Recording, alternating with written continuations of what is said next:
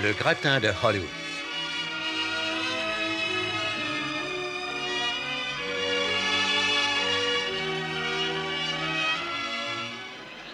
De toutes les personnalités qui ont fait Hollywood, le dernier talent qui restait de tous ceux qui ont le plus marqué Hollywood était bien, sans conteste, Chubby Dodds. En ce temps-là, mon dernier époux, aujourd'hui décédé, lui, c'était l'alcool, son problème. Il était toujours sous comme une huître. Son idée du désert, pour lui, c'était par exemple traverser une place sans bar. Il fréquentait un bar où la barmaid était un vieux dragon. Il disait que quand elle ressemblait à Greta Garbo, il était temps de prendre le dernier. Un soir que ce soulard était au bar, Chubby Dodds y fit une apparition. Et à l'instant où il eut la tête de Clark Gable, mon époux signa ce fameux contrat de 25 ans. Et je me rappelle du premier film qu'il fit, c'était un western seigneur. Le scénario était magnifique, mais Chubby Dodds n'avait jamais eu le temps d'apprendre à le lire. Dis, je te montre mes bijoux à condition que tu me montres les tiens. Ah, dis donc, je suis plus rapide quand je tire, tu sais, quand je m'amène. Hier. Dis donc, tu sais par hasard que mon frère est le champion de tous les attrapeurs de chiens de la contrée? Mon frangin, il a une jambe de bois. Ouais, bon, et alors? Comment il fait pour courir après les chiens? Ben, il court pas. Il attend au coin de la rue que les chiens viennent lui pisser dessus.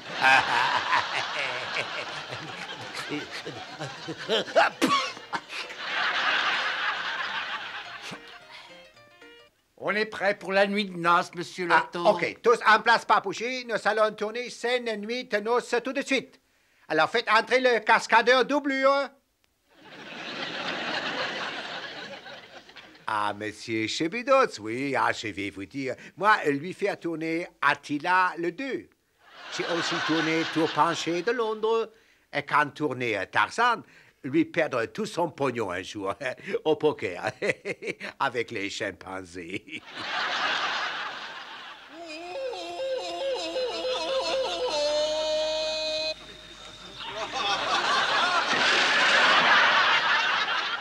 Sachant que Chubby était un peu sur le déclin en tant que vedette, les studios, dans leur infinie sagesse, décidèrent de lui faire équipe avec un certain Curly Temple, un tout jeune premier dont les mauvaises langues disaient, sans en rien savoir, qu'il avait dans les 40 printemps. Mais ici, à Hollywood, on disait que c'était imprudent de jouer avec des enfants ou des animaux, mais jouer avec des enfants n'avait rien d'effrayant pour Chubby Dodds.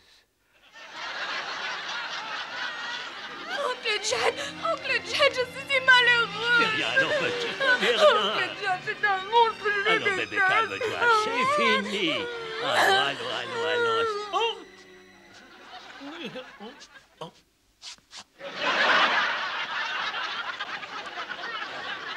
Ici, à Hollywood, on a coutume de dire qu'il faut séparer souvent les hommes des femmes à coups de bâton. Les studios font très attention de protéger leur image de marque, bien sûr. Oui, j'adorais Chubby Dodds, un homme comme je les aime tant, un vrai mâle. Généralement, j'ai horreur de me mêler avec les autres stars. Mais avec Chubby, c'était très différent parce que nous partagions toutes nos filles, vous pigez. Il leur faisait croire qu'il adorait la bicyclette. Pas très original. Non, mais sur des tandems. Son grand plaisir, c'était de prendre à midi une bonne plâtrée de spaghettis. Et je me rappelle qu'un jour, chez Hardy, il a dit « J'en prendrais bien une petite goutte de votre punch. » Et j'ai pris rendez-vous avec une créole. Ah, quel gaillard. Il vous aurait bu 30 bières dans la soirée. Il menait une vie avec un grand V. Oui, ce qui lui arrivait souvent, c'était de prendre une baigne. Une baigne avec un B majuscule. Ouais, Chub, c'était vraiment un mâle. Plus tard, la rumeur publique attribua une amourette entre Chubby et une jeune actrice débutante. Assez, arrête, allons assez. Oh, allez, tire-toi. Oh. Oui, à quelle farce. Non, il s'appelait Vic... Non. Elle s'appelait Victoria, enfin, je ne sais plus comment. On l'avait appelée comme ça à cause de la reine Victoria. Et elle devait avoir le même âge. Je me rappelle le dernier film qu'ils ont tourné, c'était un western. Seigneur, quel dialogue étonnant. Elle devait dire « Je sais que tu ne m'aimes pas. Tu n'es amoureux que de ton sicou. » Qui imaginerait ça à Chubby Dots, amoureux de son 6 coups? Moi, en tout cas, je ne l'ai jamais vu tirer 6 coups avec son truc. Cette petite avait aucun souci à se faire parce que son oncle était le directeur des studios. Ah, elle avait eu sa place à cause de ça. À la reine aussi, non? Ah, c'est pas beau de faire ça. Je vais vous donner problème avec Chubby Dots. Il est devenu trop riche, trop vite, n'est-ce pas? Il ne prenait jamais un club de golf sans se mettre d'un gant blanc. Elle invitait tous ses copains à bord de son yacht. Mais toutes les vedettes ont un yacht, d'accord, mais pas dans leur piscine. Qui, à part Chubby Dots, nourrissait ses poissons rouges aux œufs frais, frits dans les beurres? Puis vient l'époque Victoria, mon Dieu, c'était une femme, c'était une femme. Et tout le monde se le demandait si c'était une femme.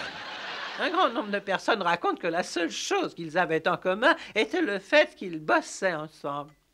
Mon époux disait que c'était une épine dans son cou. Mais moi, je pense que c'était une épine dans un autre endroit que ça. Vous ne l'aimiez pas beaucoup. Bah, disons que si elle avait eu des petits, je n'en aurais pas gardé un pour moi. Non, c'était le genre de personne à qui on téléphone en espérant qu'elle a déménagé. Mais Chubby l'adorait. Oh, il la gratouillait tout le temps, comme si elle avait la gale. Mais visiblement, il la trouvait, disons, attrayante, non? Bon, écoutez, s'il adorait Picasso, ça le regardait. Dans le but de les amener à se marier, les studios les ont fait tourner ensemble avec Patty Bottom dans L'homme du milieu. Alors écoute donc un peu. Tu dois te poser une question. Est-ce que tu crois en lui? Tu crois que oui. Est-ce qu'il croit en toi? Je crois que non. Toi, tu crois que oui. Mais est-ce que tu en es sûr? Non. Et ne dis surtout pas oui si tu penses que non. Et si tu crois que oui, c'est non. Et n'oublie pas d'être bien ferme, bien brave, bien résolu. Mais rappelle-toi, pas de contact sexuel. Qu'est-ce que vous dites, Harry? Ben, je reconnais que vous poussez la liberté de la femme quelque peu trop loin. Voyons, qu'entendez-vous exactement par là? Je ne connais pas grand-chose, sauf qu'un homme a le droit de se distraire dans la vie. Voilà, vous êtes le cas typique de la bestialité de l'homme. Que dis-tu de ça, Marie? Ben, elle n'a aucune expérience en la matière. Ce qui s'est passé, je ne sais plus, tu sais. Je sais que j'ai regardé mes parents afin de savoir ce qu'une femme doit faire dans le mariage. Je vais te dire une chose que j'ai jamais dite à personne. Mais j'ai vu ma mère tuer mon père et ensuite se pendre à une chaise, là.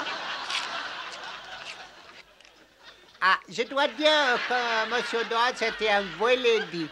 C'était une vraie lord anglais. Oui, il se levait de sa chaise chaque fois qu'on lui mettait une belle ouine devant lui. Oui, mais c'est normal. Ah non, mais au poker, je dois dire, d'après moi, on nous a dit la statue de Saint-Georges jouant avec le dragon. Toujours, il se plaignait que la lingerie lui rétrécissait ses chemises. Et alors, un jour, il leur a expédié un gros clou avec une note disant « arrange ça ». Il a reçu des petits clous avec une note disant « c'est fait ». Je dois dire, Chubby et sa femme étaient toujours en train de se battre. Ça se battait, ça cassait. Je dois dire que quand c'était pas lui et moi, c'était moi et elle. C'était toujours du duel. Et vous êtes parti pour ça? Ah non, je suis parti à cause de ma conscience. Je refusais de prendre le travail de deux malheureux chevaux.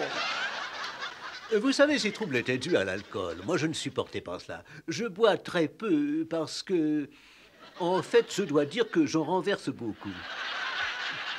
Je n'admets pas qu'on détruise ainsi sa santé. Il mélangeait le bourbon avec de l'huile de castor. Il appelait ça son poil à gratter.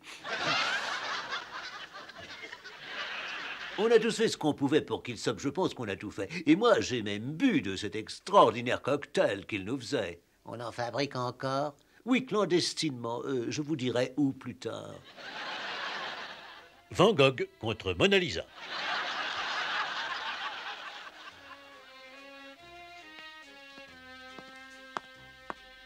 Salut, Ivan. Ça va, l'oreille? Pardon? J'ai dit l'oreille, ça va mieux? Bon, j'ai rien dit. Allez, Mona, fais-moi un petit sourire, quoi. Mona, est-ce que tu peux sourire quelquefois?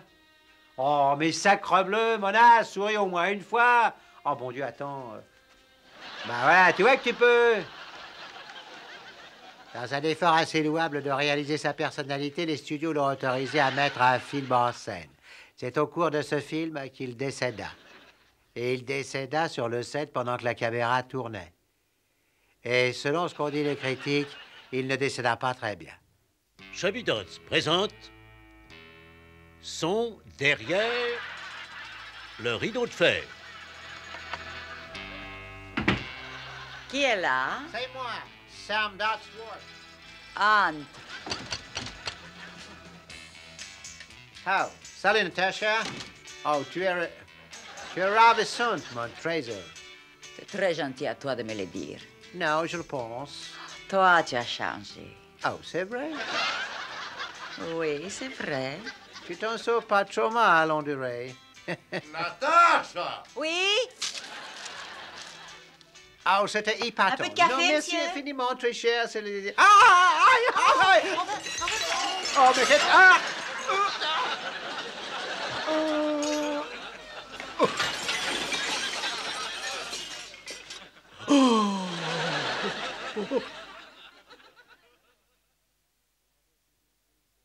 Et en définitive, c'est Buster James qui eut le rôle. Dès lors, on n'en a plus jamais entendu parler. Chubby Dodds fut mis en terre tout près de la maison de ses parents où il avait passé son enfance. Mais encore de nos jours, cette partie de terre est un morceau de Hollywood. Hollywood où en une minute vous devenez une star et celle d'après, vous n'êtes plus rien.